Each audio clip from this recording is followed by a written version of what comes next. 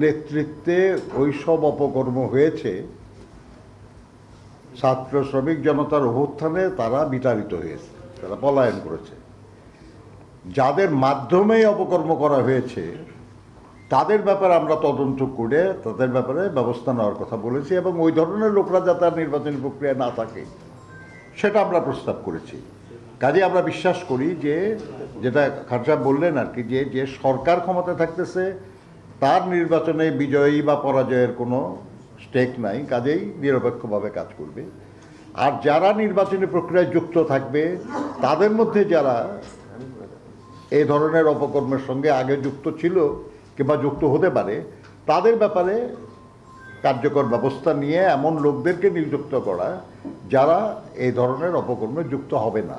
প্রস্তুতি আমরা সবাই জানি আর কি, যে নির্বাচনী প্রস্তুতি মানে হলো যে আপনি একটা শিডিউল ঘোষণা করবেন, সেই শিডিউল অনুযায়ী প্রার্থীরা মনোনয়নপত্র সাবমিট করবে, এগুলো করবে, একটা যা নির্বাচনী নিয়ম আর কি। এগুলো সব কিছু করতে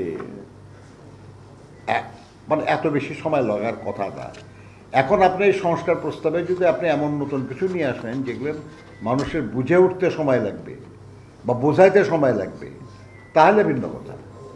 আমরা যেসব প্রস্তাব দিয়েছি সেগুলোর প্রস্তাব মেনে নির্বাচন অনুষ্ঠানে খুব বেশি বিলম্ব হওয়ার কোনো প্রয়োজন করা, তাদের কিছু ক্ষমতা দেওয়া ইত্যাদি, এবং অন্য আইনগুলি প্রচলিত আইনের মধ্যেই আছে আর কি। কিছু প্রস্তাব আছে ডেভেলপ করার জন্য আর কি।